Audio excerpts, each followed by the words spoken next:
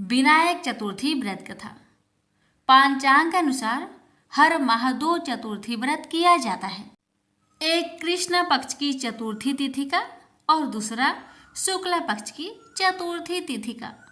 कृष्ण पक्ष की चतुर्थी तिथि को संकष्टी चतुर्थी के नाम से जाना जाता है और शुक्ल पक्ष की चतुर्थी को विनायक चतुर्थी के नाम से। दोनों ही चतुर्थी में भगवान गणेश की पूजा की जाती है।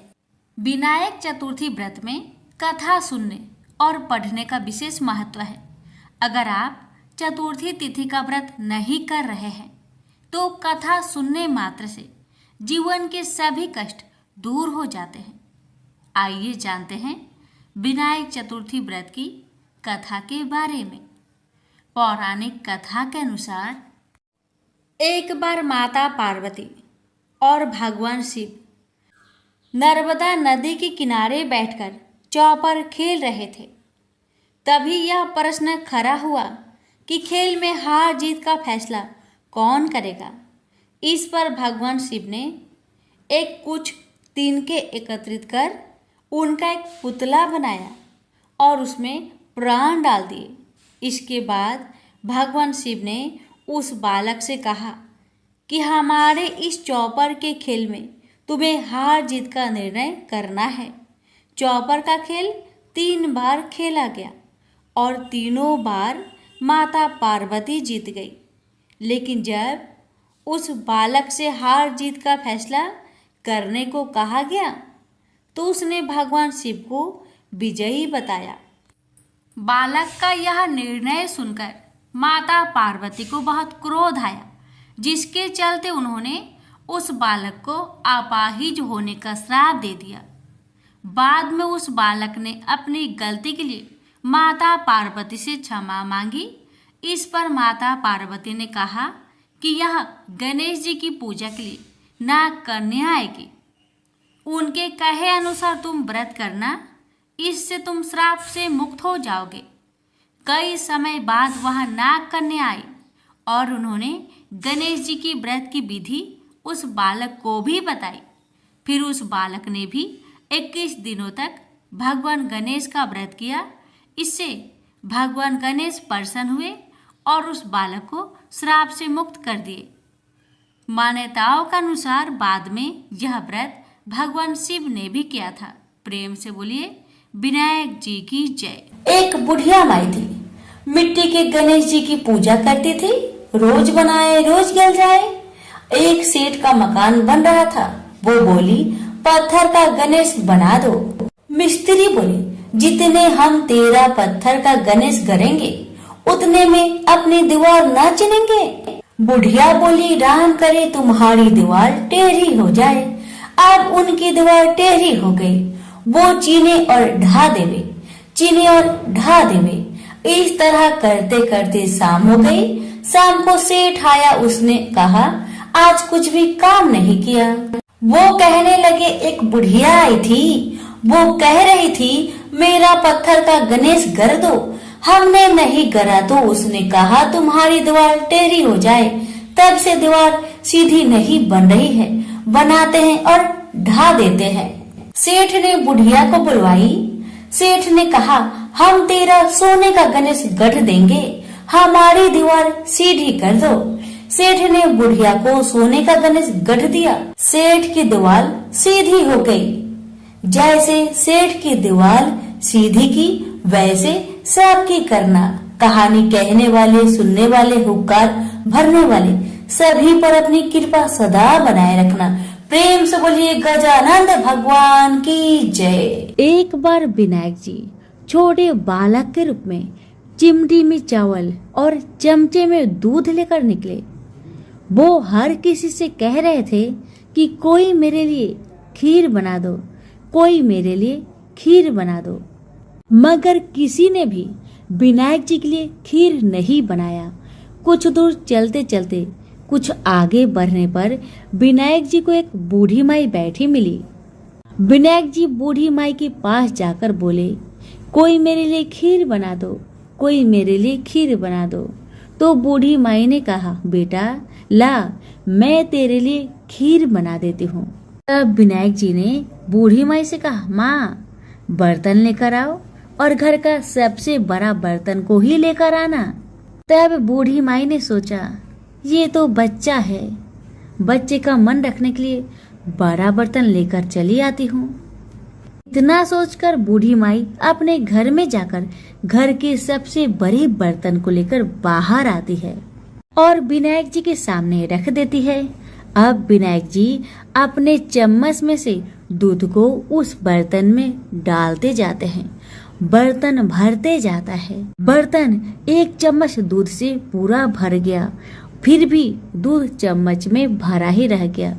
बूढ़ी माई घर के सारे बर्तन को लाकर बाहर रख दी। सारे बर्तन दूध और चावल से भर गए।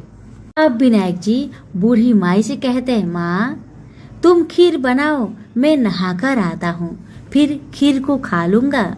जब बूढ़ी माई ने बड़े प्यार से खीर को तैयार किया तो बूढ़ी माई के पोते और पोती खीर खाने के लिए रोने लगे। तब बूढ़ी माई अपने आंखें को बंद करके विनायक जी का नाम लेकर चूल्हे में थोड़ा सा खीर को डाल दिया और कहने लगी, विनायक जी आपका भोग लगे। इतना करने के बाद बूढ़ी माई ने अपने पोते पोती को कटोरी भर भर कर खीर खाने को दे दिया। अब तो ऊपर छत पे बैठी पड़ोसन ने बूढ़ी माई को ये सब करते देख लिया। अब तो बूढ़ी माई ने सोचा, इस पड़ोसन को भी कटोरा भरकर खीर दे देना ही पड़ेगा, वरना ये किसी से चुगली कर देगी।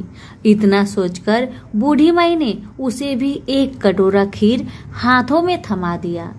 अब इतना होने के बाद बूढ़ी माई की बेटे की बहू ने चुपके से एक कटोरा खीर निकाली और उसे चुपके से खाकर चक्की के नीचे छुपा दिया। इतना होने के बावजूद भी गणेश जी यानी कि विनायक जी अभी तक नहाकर नहीं आए थे।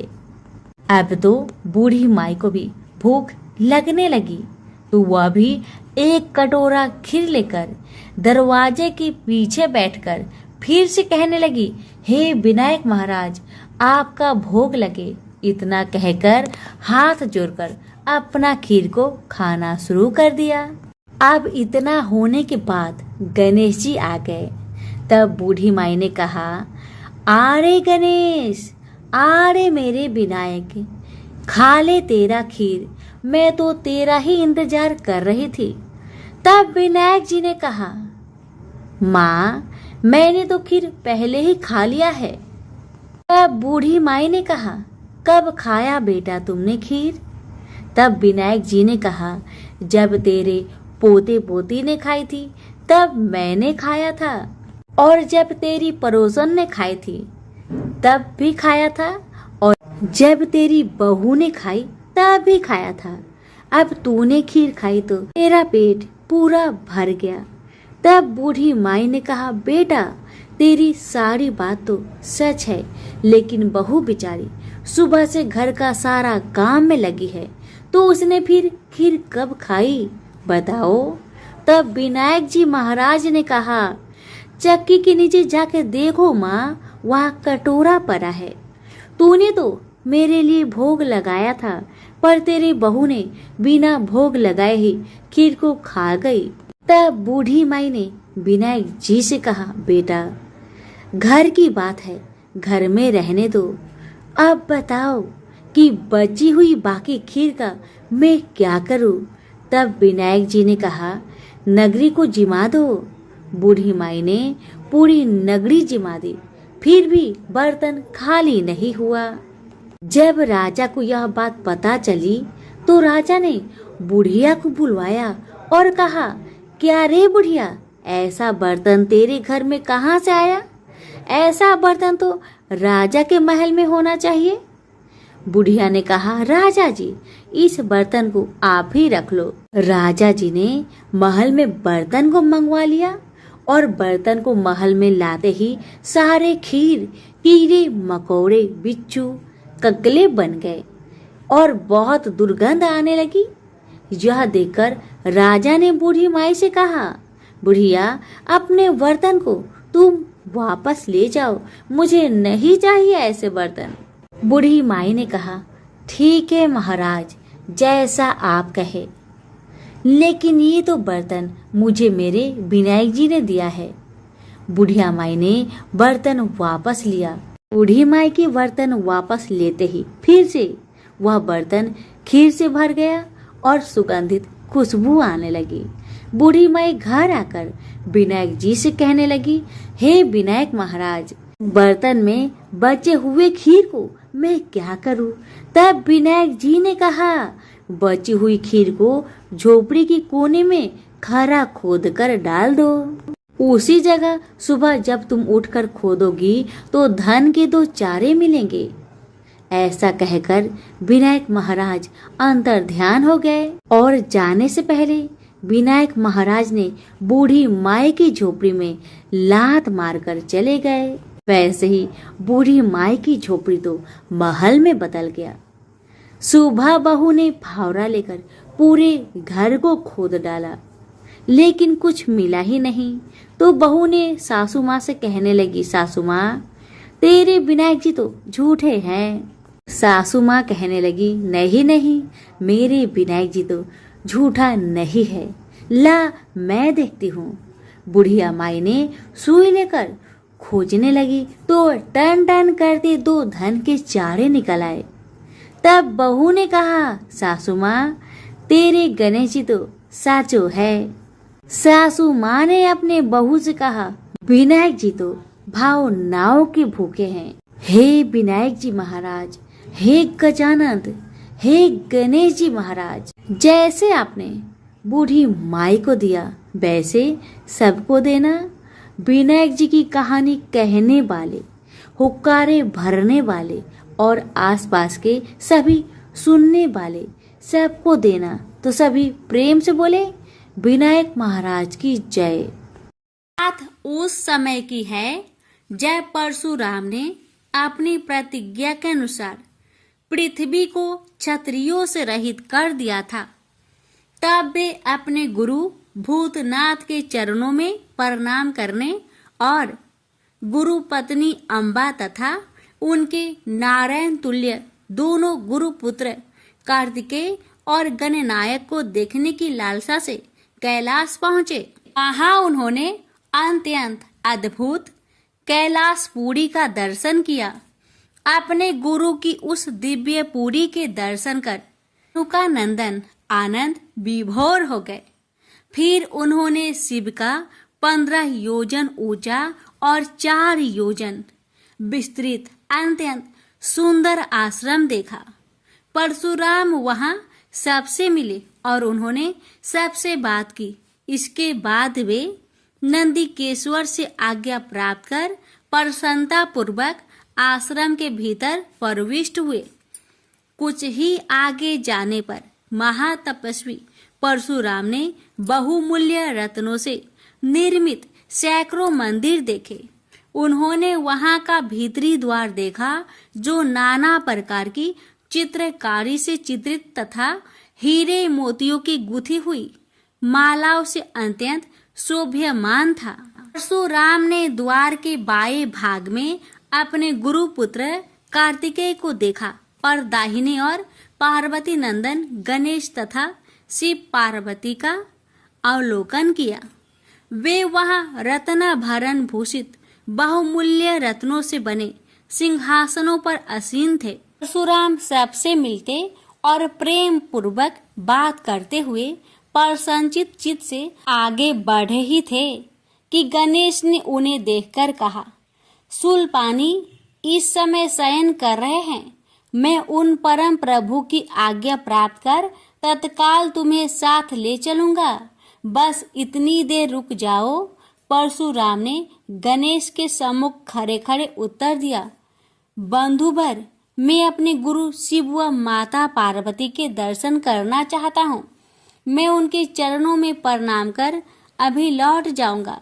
गणेश ने उन्हें अनेक प्रकार से समझाते हुए कहा, इस समय भूतेश्वर शिव एवं माता पार्वती अंतःपुर में है, अतः अभी आपको वहां नहीं जाना चाहिए। परम गुरुदेव शिव एवं माता पार्वती के चरण कमलों के दर्शन करने का मेरा सहज अधिकार है। परशुराम अपने आग्रह पर दृढ़ थे, किंतु गणेश उन्हें अत्यंत विनय पूर्वक समझाते रहे। मैं तो परम पिता शिव एवं माता पार्वती के दर्शनार्थ जाऊंगा ही। यह कहकर परशुराम आगे बढ़ना ही चाहते थे कि गणेश ने उन्हें रोक दिया। 21 बार पृथ्वी को क्षत्रियों से रहित करने वाले भृगु नंदन कुपित हो गए और उनका गणेश से विवाद ही नहीं हुआ, हाथापाई भी होने लगी। कुमार कार्तिकेय ने उन्हें समझाने का प्रयास किया, किंतु क्रोध परशुराम ने उन्हें धक्का दे दिया, जिससे वह गिर गए। शिव पुत्र गणेश ने उठकर परशुराम की उद्दंडता के लिए उनकी भर्त्सना की, तो क्रोध परशुराम ने अपना तीक्ष्ण परशु उठा लिया। तब गणेश ने अपनी सूंड बढ़ाकर उन्हें उसमें लपेट लिया और घुमाने लगे।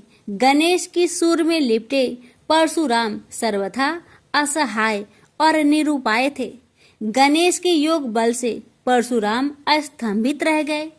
गणेश ने परशुराम को सप्तद्वीप, सप्त पर्वत, सप्त सागर, भूलोक, स्वर्गलोक, जनलोक, ध्रुवलोक, गौरीलोक और शंभुलोक में घुमाते हुए समुद्र में फेंक दिया। परशुराम समुद्र में तैरने लगे तो निरामयी गणनाथ ने उन्हें पुनः अपनी सूंड में उठा लिया और घुमाते हुए बैकुंठ धाम दिखाकर गोलोक धाम का दर्शन करा दिया। वहां परशुराम ने मंद मंद मुस्कुराते हुए बंसी विभूषित नव निरत श्री कृष्ण के साथ रासवड़ी राधा का दर्शन किया, तो वे बार बार उनके मंगलमयी चरण कमलों में प्रणाम करने लगे। कुछ देर बाद परशुराम सचेत होकर पृथ्वी पर गिर पड़े। समय उनका प्रतिवादी मुख स्तंभ गणेश जी द्वारा किया हुआ स्तंभन भी दूर हो गया। तब उन्होंने अपने अभीष्ट देवता श्री कृष्ण के जगत गुरु शिव द्वारा प्रदत्त परम दुर्लभ स्रोत एवं कवच का स्मरण किया और संपूर्ण शक्ति से सूर्य की प्रभा के तुल्य तीक्ष्णतम अपने परशु से गौरी नंदन पर प्रहार कर दिया। गणेश ने अपने परम पूज्य पिता के अमोघ अस्त्र का सम्मान करने के लिए उसे अपने बाएं दांत से पकड़ लिया। शिव शक्ति के प्रभाव से वह तेजस्वी परशु गणेश के बाएं दांत को समूल काट कर पुनः रेणु का पुत्र परशुराम के हाथ में लौट आया। गणेश का दांत टूटते ही भयानक गर्जना हुई और रक्त का फवारा फूट पड़ा। मुंह से निकलकर रक्त से सना दांत भूतल पर गिर पड़ा। उस समय धरित्री कांप उठी। यह दृश्य कार्तिकेय, क्षेत्रपाल आदि पार्षद तथा शून्य में देवगण अत्यंत भयभीत होकर हाय हाय करने लगे। कैलाशवासी डर से मूर्छित हो गए। निंद्रापति सुधत्मा शिव की निंद्रा भंग हुई। बेटा यह क्या हुआ? दौड़ी हुई पार्वती आई तो उन्होंने अपने पुत्र गणेश के टूटे दांत तथा रक्त से सने हुए मुंह को देखा और देखा कि उनके हृदय खंड गणेश क्रोध शून्य परम शांत लज्जा से सिर झुकाए खड़े हैं। अत्यंत व्याकुल होकर उन्होंने स्कंद से पूछा, क्या बात है? यह कैसे हुआ? स्कंद द्वारा संपूर्ण वृत्तांत सुनकर पार्वती अत्यंत क्रोध हुई और अपने प्रिय पुत्र गणेश जी को सीने से लगाकर रोती हुई शिव से बोली, मेरे पुत्र गणेश और आपके शिष्य परशुराम में किसका दोष है? आप ही निर्णय करें। फिर माता पार्वती ने अपने सम्मुख परशुराम को शिव के प्रमोदक द्वारा चरण कमलों की निर्भयता पूर्वक सेवा करते हुए देखकर कहा, हे महाभाग राम, तुम योगियों के गुरु देवाधिदेव महादेव के शिष्य हो। तुम शुद्ध मन वाले हो। तुम्हारी अशुद्धता का कारण मेरी समझ में नहीं आ रहा। तुमने करुणामय गुरु से अमोघ परशु प्राप्त कर पहले तो उसकी क्षत्रिय जाति पर परीक्षा की और अब गुरु पुत्र पर परीक्षा की है। श्रुति गुरु दक्षिणा देने का निर्देश करती है और तुमने अत्यंत निर्दयता पूर्वक गुरुपुत्र का समूल एक दांत ही नष्ट कर दिया।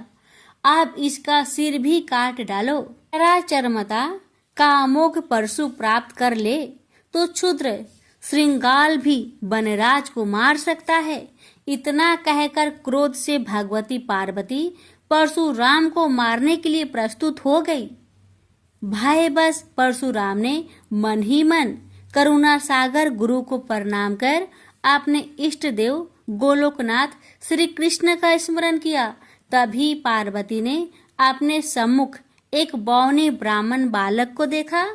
उस पर तेजस्वी ब्राह्मण बालक को देखकर आतुरता से भगवान शंकर ने भक्ति पूर्वक मस्तक झुकाकर प्रणाम किया। उसके बाद माता पार्वती ने भी उसे प्रणाम किया। परम तेजस्वी ब्राह्मण बालक ने शिव एवं पार्वती को शुभ आशीर्वाद प्रदान किया। यह दृश्य देखकर कैलाशवासी बालक बालिकाएं भयभीत एवं चकित हो गए। फिर भगवान शंकर ने उनका पूजन किया। वे वामन भगवान रत्न सिंहासन पर विराजमान थे। उनका उत्कृष्ट तेज सर्वत्र फैल रहा था। भगवान शंकर ने मधुर शब्दों में कहा, आज मेरा परम सौभाग्य है जो आपने कृपा पूर्वक मेरे यहाँ पधार कर मुझे सेवा का अवसर प्रदान किया है। सुतोष शिव की मधुर वाणी से प्रसन्न होकर ब्राह्मण बाल रूपी स्वयं श्री हरि ने गंभीर स्वर में कहा, आप लोग की वर्तमान स्थिति जानकर मैं श्वेत द्वीप से आ रहा हूँ। मेरे भक्तों का कभी अमंगल नहीं होता। मेरा सहस्त्र सार उनके रक्षार्थ प्रतिक्षण प्रस्तुत रहता है, किंतु गुरु के रुष्ट होने पर मैं विवश हो जाता हूँ। गुरु की अवहेलना बलवती होती है। विद्या और मंत्र प्रदान करने वाला गुरु अभिष्ट देव से 100 गुना श्रेष्ठ है। गुरु से बढ़कर कोई देवता नहीं है, पार्वती से बढ़कर कोई पतिव्रता नहीं है तथा गणेश से उत्तम कोई जितेंद्रिय नहीं है। भृगु नंदन ने गुरु पत्नी एवं गुरु पुत्र की अवहेलना कर दी है। उसी का मार्जन करने के लिए मैं यहाँ उपस्थित हुआ हूँ। श्री हरि ने भगवान शंकर के बाद भगवती पार्वती से कहा, तुम जग जननी हो। तुम्हारे लिए गणेश, कार्तिकेय और परशुराम भी पुत्र तुल्य है। इन परशुराम ने स्नेह के प्रति शिव और तुम्हारे मन में भेद नहीं है। आता एवं जो उचित समझो करो। देव बड़ा प्रबल होता है। बालकों का यह विवाद तो देव दोष से ही घटित हुआ है। तुम्हारे इस प्रिय पुत्र का एक दंत नाम वेदों में प्रसिद्ध है। फिर श्री हरि ने परशुराम से कहा, राम, तुमने क्रोधवश शिवा पुत्र गणेश का दांत तोड़कर अनुचित किया है। इस कारण तुम निश्चय ही अपराधी हो। ये सर्वशक्ति स्वरूपा पार्वती प्रकृति से परे और निर्गुण है। श्री कृष्ण भी इन्हीं की शक्ति से शक्तिशाली हुए हैं। ये समस्त देवताओं की जननी है। तुम इनकी स्तुति कर इन्हें संतुष्ट करो। इतना कहकर श्री हरि बैकुंठ के लिए प्रस्थान कर गए। परशुराम ने भी स्नान कर शुद्ध वस्त्र धारण कर लिए। वह हाथ जोड़कर गुरुदेव के चरणों में प्रणाम कर सिर झुकाए जगजननी गौरी का स्तवन करने लगे। भक्तवर परशुराम के संपूर्ण अंग पुलकित थे और उनके नेत्र से अश्रु प्रवाहित हो रहे थे। इस प्रकार करुण प्रार्थना करते हुए अंत में परशुराम ने कहा, जगजननी रक्षा करो, मेरे अपराध को क्षमा कर दो। भला कहीं बच्चे के अपराध करने से माता कुपित होती है। यह कहकर परशुराम ने माता पार्वती के चरणों में प्रणाम कर अत्यंत दुखी होकर रोने लगे। परशुराम की करुण प्रार्थना से करुणामयी पार्वती का हृदय द्रवित हो गया। उन्होंने प्रीति पूर्वक परशुराम को अभय दान देते हुए कहा, बेटा अब शांत हो जाओ। आशुतोष के अनुग्रह से तुम्हारी सर्वत्र विजय हो। सर्वतरात्मा श्री हरि तुम पर सदा प्रसन्न रहे। गुरुदेव शिव में तुम्हारी भक्ति सुदृढ़ रहे, तुम अमर हो जाओ। इसी प्रकार दयामयी पार्वती ने परशुराम को आशीर्वाद दिया और वे अपने अंतपुर में चली गई। उस समय वहां श्री भगवान के मंगल नाम का उच्च घोष होने लगा। फिर परशुराम ने एक दंत गणेश का स्तवन किया और गंधे, पुष्प, धूप, दीप एवं तुलसी रहित नैवेद्य आदि से लंबोदर की विधि पूर्वक पूजा की। परशुराम ने भक्ति भाव से भाई गणेश को संतुष्ट कर माता पार्वती एवं कृपा सिंधु त्रिलोचन के चरणों में प्रणाम किया। फिर उन्होंने गुरु की आज्ञा प्राप्त कर प्रसन्नता पूर्वक वहां से प्रस्थान किए। प्रेम से बोलिए गौरी पुत्र गणेश भगवान की जय। हर हर महादेव। माता पार्वती की जय।